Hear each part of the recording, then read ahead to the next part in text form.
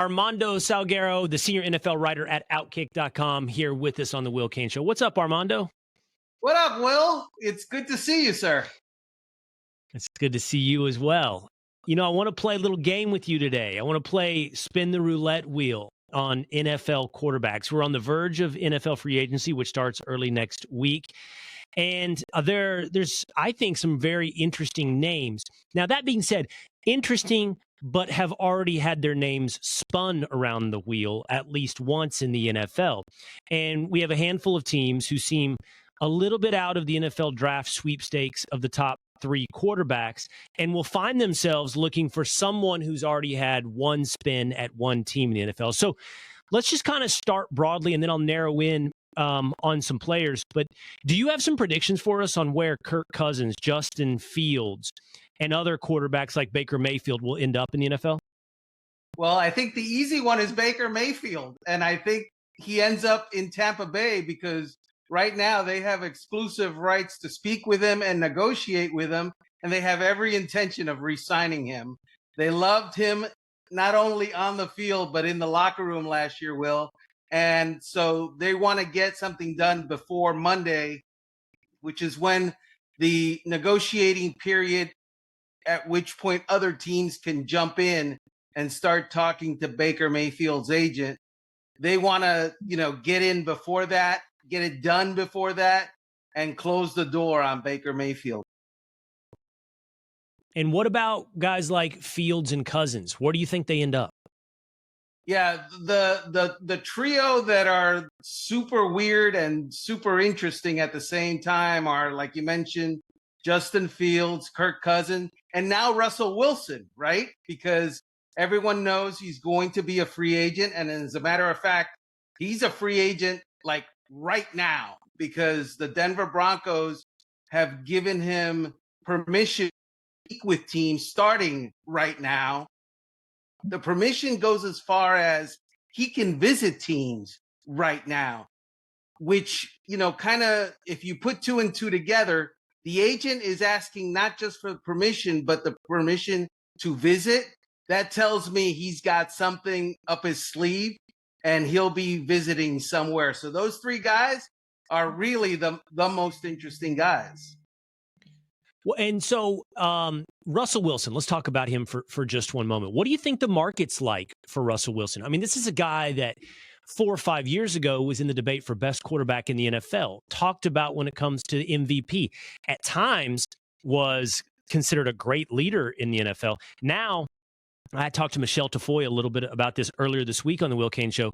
Like it's not just his quarterback skills, but his reputation are not solid. He's not seen as the same leader, much less same quarterback. So does he have a starting job next year in the NFL? I believe he does, but it's a niche job in that it's not a team that's going to commit to him for 4 years. He's 35 years old. For 4 or 5 years, that's not the kind of commitment any team is going to make. Russell is more like a 1 to 2 year bridge starter.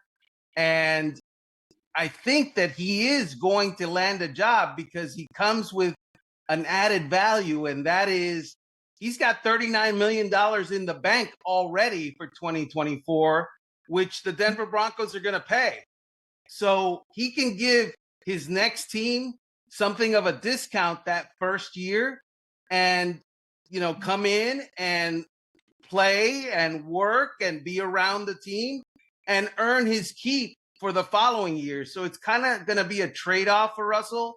He's going to offer that first year, look, I'm going to be cheap the first year, but you can't do me with the 2-year deal and I'm out of here. And now I'm on the street at 37 looking for a job deal. So he gets to double up. I've wondered that about NFL contracts. I know that if you've got guaranteed money, it's guaranteed. But I went to law school. I know how contract law works. If you and I have a contract and you break that contract and it hurts me financially, if I replace whatever I had with you, it's usually in contract law, certainly if it goes to a suit, offset. So in other words, if I was guaranteed to make $39 million with you, but I signed with somebody else for $15 million, you're only on the hook for the difference. You're on hook for the $24 million difference. But that's not the way for Wilson. He'll double up. He'll make the 39 from Denver, and let's say he doesn't take a discount. Let's say he gets 20 from somebody. He makes $59 million next year.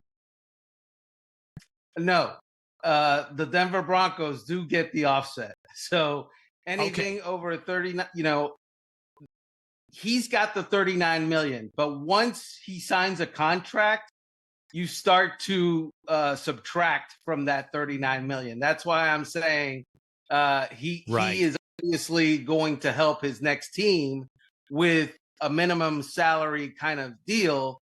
But at the moment that he starts to collect from his new team, that next team is paying less. But so he's guaranteed to make $39 million next year. He won't make less. It's just a matter of how much the Broncos have to pay of that $39 million. Okay, that makes sense to me. Okay, but what about by the way, my guess is the Denver Broncos cut me. They benched me last year. They embarrassed me. They didn't say nice things about me. Am I going to make them bleed a little bit? Yeah. I'm going to make them bleed a little bit. That's I believe what's going on in the Russell Wilson camp. And he won't make more than $39 million from somebody else, so he doesn't care. What's it matter to him if he takes a $1 million deal or a $20 million deal? That's to be worked out between the teams. I get your point. Yeah, let's punish them and take a way below market deal. What about Fields and Cousins? So in the beginning, it looked what it seemed most obvious that the Bears are going to take Caleb Williams, number 1 overall in the NFL draft, quarterback from USC. And that puts Justin Fields on the trade market. And then the primary team that was discussed was the Atlanta Falcons.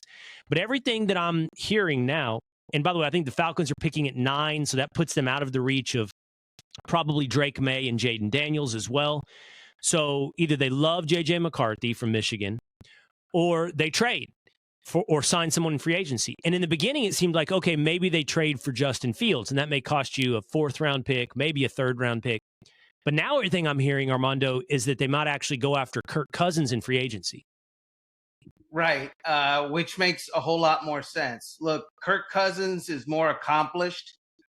He is not elite by any measure, but he's pretty darn close as you can get without actually being there. At least that's what his stats say. The film, you can argue with that one way or the other. Justin Fields is nowhere near that. Justin Fields is a developmental player. He is a project. And though he comes with great gifts, he can run around, he's very athletic, he's got a high ceiling. He hasn't really done anything in the NFL. And the problem is he's on an expiring contract. So do you trade for Justin Fields that has 1 year left on your contract and hope that you can develop him like gangbusters to the point where, you're re-signing him to another contract at the end of the year? That's not exactly what I would call a great situation for a team to dive into. That, he is going to be a like you said, a mid-round draft pick type of guy, and then we'll see. But I don't think that the team that picks him up is going to say, he's our guy, we're committed to him, because you don't commit to developmental players. So who fits that profile? What team for Justin Fields? Yeah, it's obviously, I think it's a team that perhaps has an older quarterback, a team that has an older quarterback that maybe, durability issues. Last year, the team that fit the profile for that type of player was the Dallas Cowboys. And they went out and got, Trey Lance. It isn't going to necessarily be a team that doesn't have somewhat of an answer. Maybe New England, because they're going to find another quarterback and they're going to draft a quarterback. Maybe the Commanders, because they've got a guy and they're going to draft a guy, and maybe Justin Fields comes in there on a lark. Someone that already has someone. That's the thing. So I disagree with you about last year with the Cowboys. I'm going to tell you why, because it's actually the next topic I want to talk to you about. So everyone was shocked when the Cowboys traded for Trey Lance from the 49ers. Because, well, first of all, Dak's not old. He was 30 when they did it. Now he's 31, which is not old in quarterback terms. So it never made sense. And they have a guy they like in the backup quarterback in Cooper Rush. So it was odd. And same situation with Trey Lance with the contract. It's like, how do you develop him and how do you know before you have to pay the guy? But I liked a little bit of what Jerry Jones did in that it cost him a 4th-round pick. He bought a lotto ticket with Trey Lance. And Armando, I believe in the lotto ticket. And meaning there seems to be a lot of these guys now who the league in one moment thinks so highly enough to draft in the top 5, maybe the top 10. And then they go to often bad situations. And then that's not the case with Trey Lance, but he just got beat out. But it's the case with, say, Zach Wilson or Baker Mayfield originally. And then there are these reclamation projects, and there's a lot of them. There's Sam Darnold. There is Zach Wilson. There's Trey Lance. And I'm fascinated, Armando, by the lotto ticket guy. Like, what can't you now get some of these guys on relatively cheap trade value, relatively cheap contracts, and put them in a better situation? And there's at least... Same thing with Justin Fields. Some hope that the ceiling is what you thought it was when you took him in the top 5. Like, put him in a better developmental situation. If I'm a team, I'm interested in what did Sam Darnold learn in San Francisco. I'm interested in what does Zach Wilson look like after a year in San Francisco. Whatever. I'm interested in the lotto ticket. So let's do the exercise. Outside of maybe Baker Mayfield, what lotto ticket has hit? Because it's a good point. I'm wondering, Sam Darnold, no. Trey Lance, well, obviously he hasn't had a chance, but did he beat out Cooper Rush? No. I don't know. A lot of Josh Rosen didn't. I can tell you Zach Wilson won't. I can tell you that. I'm just wondering. He's done. There has to be a comparable. Who has actually, come out of that lotto ticket thing and gone, we're smarter than everybody. Well, I'm racking my brain. Like, has there not been a guy that the minute you changed his developmental situation, it changed the equation for you? And I'm just not good right now thinking with a blank page. There's got to be. Come on, Armando. There's got to be. There's one guy that I would say to you kind of sort of fits that profile, but it was a perfect situation in that he was able to remain with the same team, with the same surroundings, with the same knowledge of what was going on, and the people who picked them who still believed in him, and that's Tua Tagovailoa. When he got a new head coach, who loved him, as opposed to Brian Flores, the previous head coach, who didn't love him, he kind of blossomed a little bit, and he developed. Not to the great heights that the Dolphins want yet, but they still think he has a ceiling. But again, he had these other factors helping him along in that the general manager believed in him, the owner believed in him. He was going to get to play, and what he needed was that new scheme, that new system, that new offensive mentor.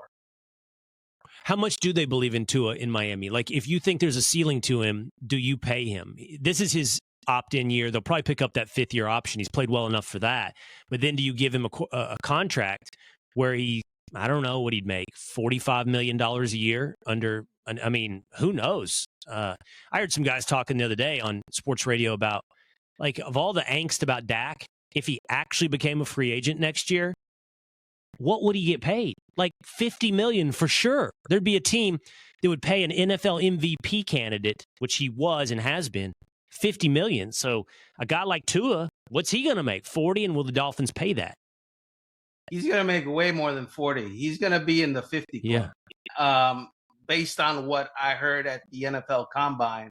And is he going to be in the 50 club to the extent that he's challenging Joe Burrow or Justin Herbert or those guys who are at 56, 55, 55, 2, something like that? No. But the problem that the Dolphins face is that they have a quarterback on an expiring contract who isn't all there yet, but he's on an expiring contract. And if you let him go to the end of the season like you did last year, it's going to be more expensive. And his agent just might say, thank you, we're going to go to market. And at that point, if he performed last year, we're not talking 50, we're talking 57, 58, 59 a year. So they're going to pay. And another reason they're going to pay is the salary cap went up precipitously this year by from 228 or something to 255. And it was like a 13% rise. And guess what agents are doing now in their contract talks for their coming free agents? They're raising their price by 13%. See how that works. So what Tua might have been a 42, 45, whatever million per year guy, now he's 50. So you think that the Dolphins will try to get a deal done with him early at a discount is what they're going to try to do. Like, I don't know, a longer deal. And I don't know what the number will be. Maybe it is 50, but they're going to try to avoid the situation of him being a $57 million quarterback. But they've seen enough. They'll do a deal early with Tua. They haven't seen enough, but they've seen enough of the market, and they know how it works. It rarely goes down. If Tua doesn't play to the level of, say, even last year or the last 2 years, that would be surprising to them. Internally, what they think is Tua's ceiling has not been reached yet. He's going to get better, and they plan to put a better offensive line there in front of him because they're going to remake the whole offensive line. So they're paying for the prospect of what Tua is going to be rather than what Tua has been. All right, I've thought of one obvious lotto ticket, one less obvious, but they're much older. Steve Young traded from the Bucks to the Niners. I don't know how much he had shown in Tampa for them to believe him. He went and became a backup to Joe Montana. But the most obvious lotto ticket that succeeded is Brett Favre. I mean, like, they didn't think he was going to be who ended up being in Atlanta. Change of scenery, change of lifestyle. A lot of things changed for Brett Favre, but then he becomes a Hall of Famer. Fair. The 1970s and 80s just called and said, hey, this doesn't happen anymore. But we were awesome back in the day. Now. So, Armando, do you think that NFL? So explain this to me. NFL teams are so good at evaluating a quarterback inside their building that they can know within a year or two whether or not this guy's a bust. But that same institutional knowledge doesn't apply to evaluating a college quarterback. Like, they're still not any better at projecting who's going to be a bust and who's going to be a success coming out of college. But they all of a sudden have all the things they need to know a year or two after a guy's inside the building about his ceiling. Actually, I would tell you that NFL teams are terrible at evaluating quarterbacks. They're at like 50% in the first round. Yeah, that's my point. That's my point, the draft. But that should encourage the lotto ticket idea. Maybe you're not so good at knowing what you actually have as well. Right, but there's this kind of like almost, I'm not going to say groupthink, but there's a little bit of groupthink. And when a player, say, like a Josh Rosen, who was the 10th overall pick in the draft in, I think, 2019. When he fails in Arizona, okay, another team is going to go out there and say, we can do something with that. Then he fails with his second team, and now everybody's going, whoa, wait a second now. He's failed with one team, he's failed with another team. We didn't like him in the draft. We're staying away. There will be teams that still liked him in the draft and go, okay, let's take a runner on him, but we're not expecting him to be great. He's the lotto ticket guy. Right. We're gonna minimize our resources that we use on him, and we better have not a backup plan, but a plan A, and let him be the backup plan. That's what typically happens. Trey Lance was the number 3 pick in the draft, and he's the third quarterback in Dallas. Well, hopefully there is some hope that he at least beats out Cooper Rush this year. So I'm excited about the lotto ticket that is Trey Lance. Let's see. Yeah, Jerry is always pumping sunshine, but it sounds like things are going well with Trey Lance behind the scenes. Okay, so you don't like Zach Wilson. Russell Wilson ends up with a job. Justin Fields gets a mid-round trade pick. Kirk Cousins signs in Atlanta, and there's your quarterback carousel wheel. Baker Mayfield re-signs in Tampa. Yeah, I think also Russell Wilson, Las Vegas feels like a possibility for Russell Wilson. They have a roster that suggests let's do something now. And I know the owner wants to win now because he's had a lot of losing. So they not only are going to find a younger guy, but they're more than happy to find a 1 or 2 year veteran that'll start for them and actually make the Devontae Adams,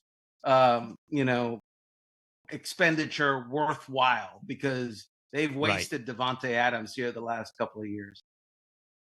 I would be remiss, and I'll hear from it on my, internal show text chain, because I somehow ended up with it's got to be the biggest Florida State homer there is outside of Danny Cannell on my show staff. And he would be, I would just really suffer under all of the text if I don't bring up Jameis Winston, another lotto ticket. And, you don't hear about Jameis, like teams interested in. Jameis wasn't awful in New Orleans. Like when Derek Carr got hurt, certainly fantasy football players got something out of Jameis Winston, but you think there's much, is there any promise left on the flower that is Jameis Winston? Jameis Winston, I think, has a niche, and the niche is he's your backup quarterback who can function if, your starter goes down.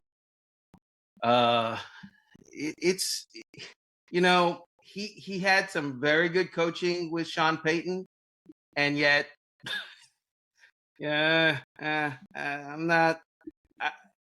Jameis Winston feels like, and has been for a long time, the guy that you don't put your career on the line for. One coach did that. He threw 30 interceptions, and that was the end of that in a season. So Jameis Winston, lotto ticket as a starter, man, yikes. I like how you put it. Like, if you're an NFL coach, how do you feel about putting your job on the line with Jameis? And I don't think anybody says, yeah, I'm willing to bank my career on Jameis Winston. Let's keep going on quarterbacks for a minute. I've always talked about this. I think it's fascinating, and that is, as bad as NFL teams are evaluating quarterbacks in the draft, there's always quarterback inflation. It's pretty obvious there'll be at least 3 quarterbacks taken in the top 10, maybe with the top 3 picks in Caleb Williams, Drake May, and Jaden Daniels. Drake May from North Carolina, Jaden Daniels from LSU. A lot of talk, by the way, that Jaden Daniels has leaped Drake May, and he could go to Washington, to the Commanders. And then there's J.J. McCarthy, and he seems to be benefiting from quarterback inflation. I mean, there's some talk of him climbing into the top 10 or at least at 10. And there's even, I've noticed, at least in terms of like talk and energy, there's some around Bo Nix from Oregon and Michael Penix from Washington. Will they climb into the first round? And I got to tell you, Penix was incredible in the college football playoff against Texas. Incredible. Not the same in the championship game. And I was never blown away by J.J. McCarthy, Armando. Like, I didn't, but you know what? I'm going to say this. I wasn't blown away by Brock Purdy either. I watched him in college. So, I mean, bless these guys that they end up with Kyle Shanahan, I guess, would be my point. Like, if these guys are going to be inflated and rise up in the draft, I hope you get to the right situation. Otherwise, I don't know how you're not Mac Jones. Right. And not just end up with Kyle Shanahan, but end up with Christian McCaffrey to hand the ball to, and Trent Williams to protect your blind side, and Deebo Samuel and Brandon Ayuk to throw the ball to, and George Kittle to, throw down the seam to. Yeah, a lot of guys are going to be pretty all right in that kind of situation, I would imagine. You're absolutely right about J.J. McCarthy. He's rising. And I don't think he's right. We call it rising. Like, we know what these guys are internally thinking. We don't know anything about what they're thinking because that is their best kept secret. He's rising in the eyes of the so-called insiders and draft gurus who missed something or other. And now people are at the combine talking to scouts who know what they think of these guys. And we're going, oh, okay, now we see their reasoning. And the reason that J.J. McCarthy is rising is because, number one, he's got a much better arm than anyone gives him credit for. Joe Milton had the highest velocity throw at the combine. You know who was second? J.J. McCarthy, which surprised me because I'm going, wait a second, I thought he was like another, kind of questionable arm quarterback. No, he's not that. One scout told me the ball actually jumps off his hand. So there's that. He knows how to win, obviously, and he's really athletic in ways that people don't recognize. There's a play that a scout showed me on tape where he hands the ball off on a reverse. There's a reverse to Corum, their running back, and Corum comes out the backfield on the edge, and J.J. McCarthy is trailing him by 5 yards. Hey, it's Will Cain. Click here to subscribe to the Fox News channel on YouTube. It's the best way to get our latest interviews and highlights. And click to subscribe to the Will Cain podcast for full episodes right now.